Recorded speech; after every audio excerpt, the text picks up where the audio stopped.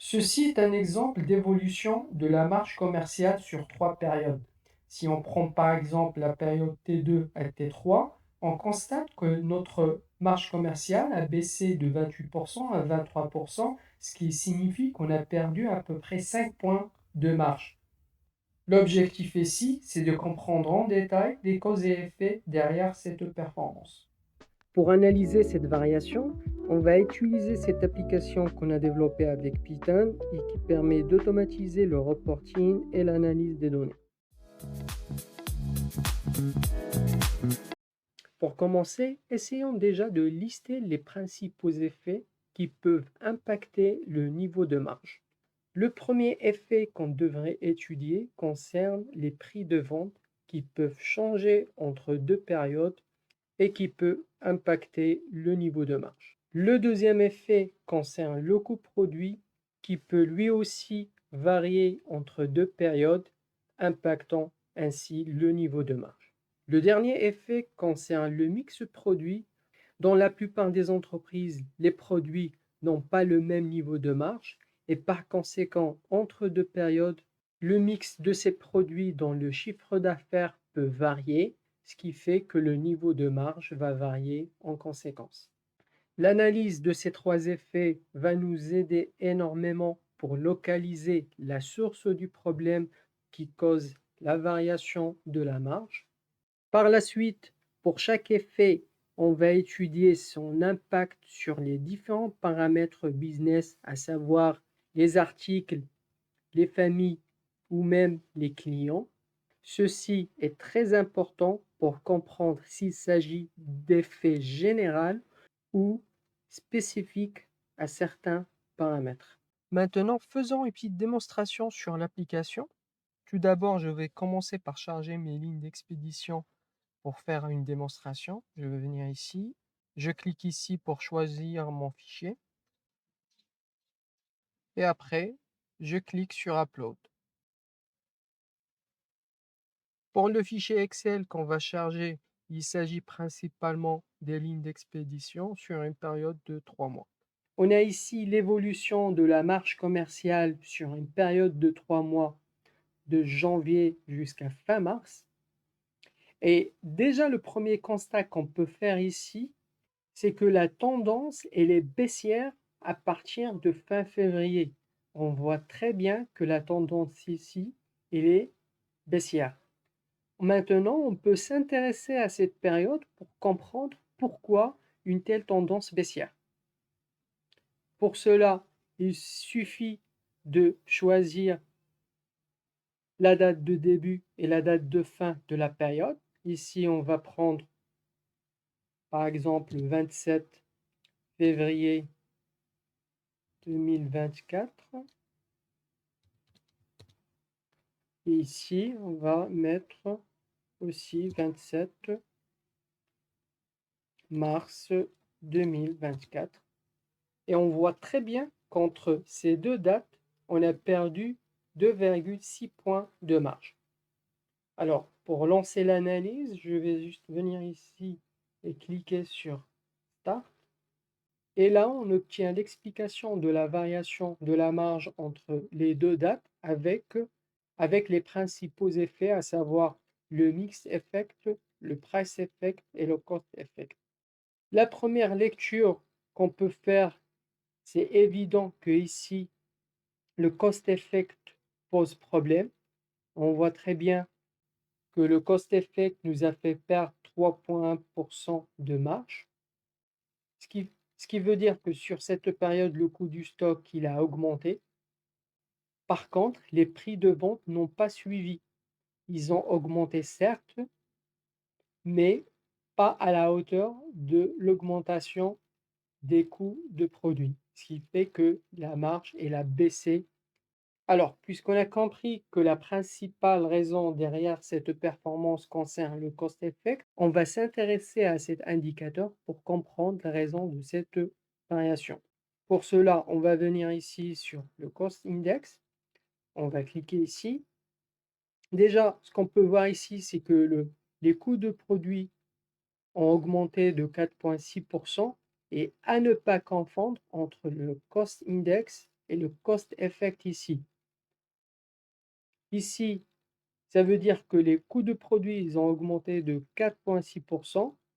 Par contre, ici, les moins 3,1%, c'est l'impact sur la marge. À ne pas confondre entre les deux. Alors, je sélectionne ici et je vais m'intéresser au listing des catégories déjà pour comprendre est-ce qu'il s'agit d'un effet général ou vraiment toutes les catégories ils ont vu leur coût de produit augmenter ou pas. Ici, comme on peut voir, on peut constater qu'il s'agit d'un effet plus ou moins général. La plupart des catégories, ils ont vu leur coût de produit augmenter sur cette période.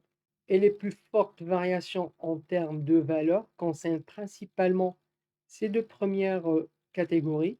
Déjà, le stockage, on est juste l'impact en valeur de cette augmentation représente 1,1 million. Maintenant, ce que je vais faire, c'est que je vais m'intéresser à cette première catégorie, le stockage. Alors, je vais sélectionner le code de la catégorie ici. Et là, j'ai le listing des articles de la catégorie stockage. Et comme on peut voir ici, il est clair que l'augmentation du coût de produit, elle est générale, certes pas au même niveau, mais la plupart des produits, ils ont vu leur coût de produit augmenter. Et si on prend la variation des prix de vente, par exemple, ici sur le Price Index, quand je vais sélectionner cet indicateur, je vois que les augmentations de prix n'étaient pas aussi fortes que les augmentations du coût de produit. Ça veut dire que les prix de vente n'ont pas suivi l'augmentation qu'on a subie sur les coûts de produits, ce qui explique que la contre-performance réalisée sur notre niveau de marge. Et on voit très bien, par exemple, la catégorie stockage. On est à une augmentation des prix de vente de 0,9, alors que comme augmentation du coût, on est sur 4,7. Maintenant, imaginons qu'on veut analyser la performance sur un client spécifique. Par exemple, je peux venir ici, je peux choisir un client. Je prends le premier client par exemple. Ici, pour ce premier client, on voit très bien une forte tendance baissière qui commence vers le 7 février jusqu'à le 2 mars. On va sélectionner cette période.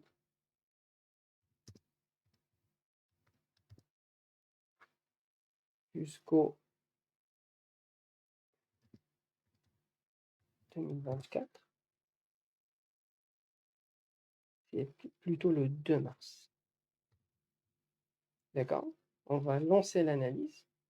Pour ce cas-là, on peut voir que la marge entre les deux dates a baissé de 10,8 points. Alors ici, on voit très bien que cette contre-performance n'est pas causée ni par le price effect ni par le cost effect, mais plutôt le mix volume. Alors on va s'intéresser au mix volume pour comprendre ce qui s'est passé. Je sélectionne le mix volume. La première des choses, on va voir l'impact par catégorie déjà. Et ici, on peut voir qu'on a un mix produit défavorable, surtout sur ces trois premières catégories, à savoir les appareils photo, le stockage et les écrans. Et on voit ici l'impact du mix volume sur la marge, principalement sur l'appareil photo, 87K. Alors, ce qui s'est passé, c'est que cette catégorie-là, sur laquelle on faisait une marge de 43,2%, qui est plus importante que la plupart des autres catégories. Ce qui s'est passé, c'est que entre T0, cette catégorie représentait 44,4% du chiffre d'affaires. Sur T1, ça ne représente que 33,7%. Ça veut dire que la part de cette catégorie dans le chiffre d'affaires, elle a baissé davantage entre les deux périodes. Et puisque cette catégorie possède un haut niveau de marge, ça explique pourquoi on a un mix défavorable. Alors, pour comprendre davantage cette situation, on va faire une petite simulation. Imaginons que on n'avait pas cette catégorie dans notre chiffre d'affaires. Je veux venir ici Je vais la supprimer. Et voyons ici le niveau de marge. Voilà, on voit la courbe de la simulation en rouge ici. Et on voit très bien que la marge se dégrade davantage par rapport à la courbe au réel. Pourquoi? Parce que cette catégorie a un niveau de marge assez important par rapport aux autres familles, ce qui fait que quand on minimise la part de cette catégorie dans le chiffre d'affaires, la marge baisse davantage. Cette méthode peut être utilisée pour analyser la plupart des indicateurs. Juste par exemple, pour le chiffre d'affaires, on va s'intéresser à l'effet volume et l'effet prix. Pour le coût d'acquisition, ça va être soit les prix d'achat qui ont varié, le transport ou même les droits de douane. Maintenant, pour le coût de production, dans le cas d'une entreprise industrielle, ça va être soit la variation des coûts de matières premières, de l'énergie, de la main-d'œuvre, etc. Si vous êtes intéressé par des outils d'automatisation du reporting, contactez-nous sur notre site orientis.com. Nous serons ravis de vous aider à mettre en place une solution bien spécifique à votre cas d'usage. Merci et à bientôt.